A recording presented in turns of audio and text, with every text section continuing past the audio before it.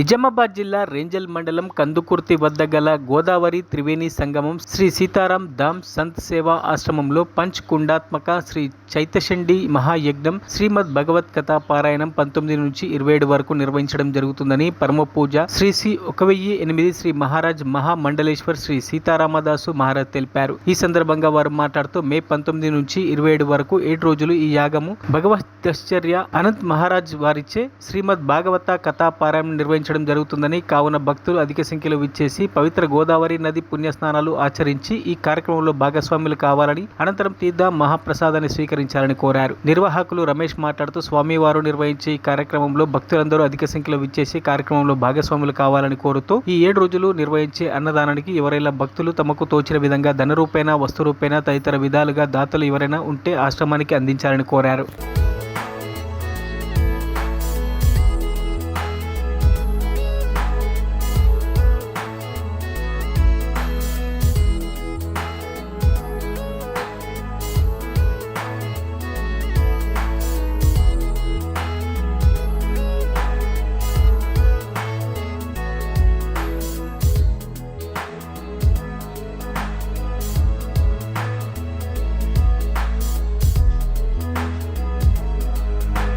श्री सीताराम नाम महाराज की जय, श्री अयोध्यानाथ की जय, श्री गंगा त्रिवेणी संगम की जय।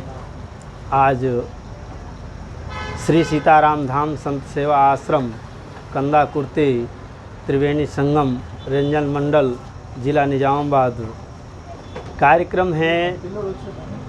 सच्चंडी महायज्ञ का कार्यक्रम 19 मई से 27 मई तक का कार्यक्रम है।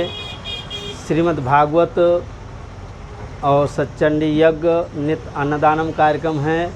सब भक्त लोग सादर आएँ और गंगा स्नान करें और दर्शन करें। भागवत का ज्ञान कथा का आरंभ है तो उसमें अपना सहयोग ले और अच्छा से कथा को सुने और आनंद ले, अपने जीवन का कृतार्थ करें। जय सीताराम। अंदरिकी नमस्कारमुलु। శ్రీ సీతారాం ధామ్ సంత సేవాశ్రమం త్రివేణి సంగమం కందకుర్తి రెంజల్ మండలము జిల్లా నిజామాబాద్. ఈ ఆశ్రమంలో 19 మే నుంచి 27 మే వరకు శతచండీ మహాయజ్ఞము మరియు భాగవత్ కథ పారాయణము శ్రీ అనంత్ మహారాజ్ బెల్గాంకర్ చాకూర్ వాళ్ళ యొక్క భాగవత్ కథ 7 డేస్ నడుస్తుంది.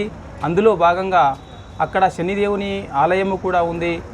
దాని యొక్క ప్రతిష్ట చేసి 7 ఇయర్స్ కంప్లీట్ అయిన సందర్భంగా తైలాభిషేకము కూడా ఉంటుంది.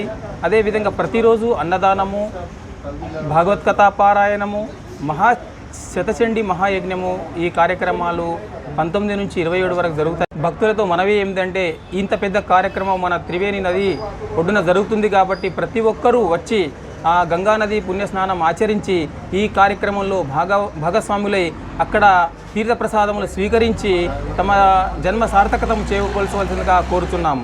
అలాగే ఇక్కడ గోశాల కూడా నిర్వహణ ప్రతిరోజు గోశాల నిర్వహణ కూడా జరుగుతుంది.